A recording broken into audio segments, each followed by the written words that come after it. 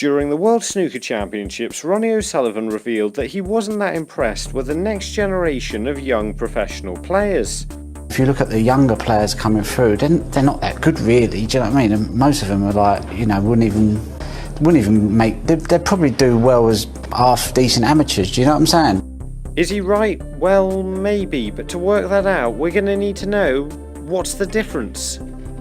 What exactly is it that makes one snooker player better at the game than another? And what's the difference between some of the best players to have ever played the game and the people Ronnie O'Sullivan just considers amateurs? A game of snooker involves two players playing on the same table but never playing identical shots, not even playing shots that are close to being the same. So it's difficult to compare the players, and you wouldn't think you'd be able to see the difference with just this one shot. Well, in a way, this is exactly what the difference is. Potting the pink here to get on the black. You can do this in a way that's simple or not so simple, but how exactly does making this shot unnecessarily complicated make you a better player? Well, just watch all the different ways I'm getting the cue ball on the black here, because it'll all make sense in a minute. But for now, it's all about how many increasingly complicated shots I can play. From here, that's every single shot I can play to get position on the black whilst potting the pink in that pocket. But there's going to be more. If I had slightly better cue power, I could screw the cue ball off 2 cushions and get fully out for the black, and I could screw the cue ball round 3 cushions with side, but I don't quite have the cue power to do that. I also don't have anywhere near the power available to blast the cue ball all the way round the table. And there's bound to be more shots that I just haven't thought of, but why does any of this actually matter? Well, it's about the position you find yourself in after your opponent's visit has come to an end. Quite often, the position you end up in is completely beyond your control, and you can lose entire games simply because where you end up is a little bit awkward.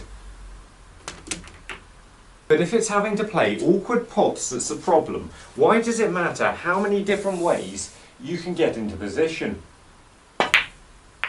Well, here's why. I'm pretty much in the same position as before, except I'm on a red this time that's roughly on the pink spot, trying to just stun down for the black. But what if there's a problem? Because more often than not, you'll run out of position on your first ball, and this is usually because of an unusual situation or something being in the way. Like here, for example, there's a red now that could get in the way of our position on the black. So instead of just stunning it across the table, I'm just going to run it on and off the top cushion, and that should mean we definitely don't snooker ourselves behind the red. But what if the red's now there, stopping us potting the black into that pocket? Well, we're going to have to go across to the other side of the table, and probably the easiest way of doing that is to just screw off the side cushion here. So we've done that, and we're on the black. And this time the red's in the same place, but there's 2 reds in the way, stopping us screwing across the table. So the only way to get on the black is like this. That's the only way we really could have got on the black like that. Or possibly, if these 2 reds are here, we're not even going to be able to do that. The only option we have left is to spin the cue ball round the back of the black with side. Like that, we're just about on it. Now there, the more ways I could play from pink to black, the more ways I was going to be able to get in position when the options were completely taken away from me. And this is what it really comes down to. What makes one snooker player better than the other? The amount of shots they can play from the same position. The greater amount of shots you can play, the more breaks you'll be able to start, and the more breaks you'll be able to continue, because you're going to be able to cope with a far greater amount of problems. Oh, great shot. But this isn't about understanding how to play a lot of different shots. Now you would have thought what sets the best players apart would be something along the lines of their cue action, rather than the amount of different ways they can play a given shot. But we're not talking about understanding how to play the shots or shots you wish you could play. This is about being able to play these shots on a fairly regular basis. more often than not in a game, you end up in a position where it's very difficult to keep a break going.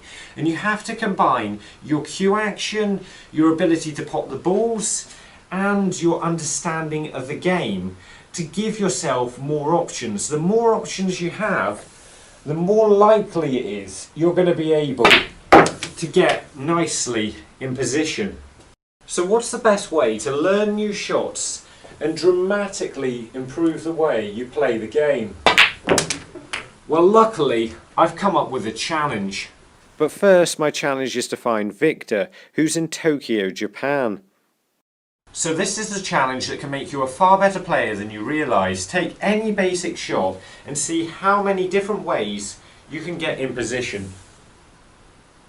You can do this with a red to any colour or any colour to a red. You can even do this with any colour to any colour. But for now I'm doing it with the same shot on this blue to try and get position on this red. That is at least until the shot doesn't quite go right. So here's a shot I'm struggling to play. So I'm going to try it a few times until I start getting it right. This is important because it's a shot I can definitely play, but it is a shot I'm getting wrong more often than I'd like to. So in practicing it like this, I know in the future it's going to become a shot that I can play most of the time. Just remember not to spend too long on one particular shot, otherwise it might get boring. Just keep changing it up. Obviously you can place the reds and even the colours anywhere you choose, but I find these positions for the reds the most helpful when it comes to learning a new shot. You can pick them at random or just choose something you like the look of. For example, I think there's going to be a number of interesting ways I can get on that red from the pink here. But while I'm trying to discover how many different ways I can play that shot, let's find Eli in Chicago in the United States of America. Remember, it's not really about discovering new shots you'd love to be able to play. It's far more crucial to learn to play new shots consistently. And that's really the big difference between players. But I guess the unanswered question is, if this is the big difference, was Ronnie right to point out that players don't seem to be as good as they used to be? Well, it's possible he could be right. Certainly in the UK there's less snooker clubs and less opportunities to play in competitions for younger players. But it's more likely to be changes to professional tournaments several years ago now that see top players like Ronnie begin in round 1, meaning Ronnie has to begin campaigns against lesser opposition than he used to. Or it could just be Ronnie trying to make an interview go viral, which has definitely worked because idiots like us on this channel are talking about it. But if you want to improve your game, even if it is just so Ronnie stops criticising it, then have a look at these two videos. And remember, don't just watch, play, and make the commitment to becoming a better player by subscribing to the channel and visit the website. See you later.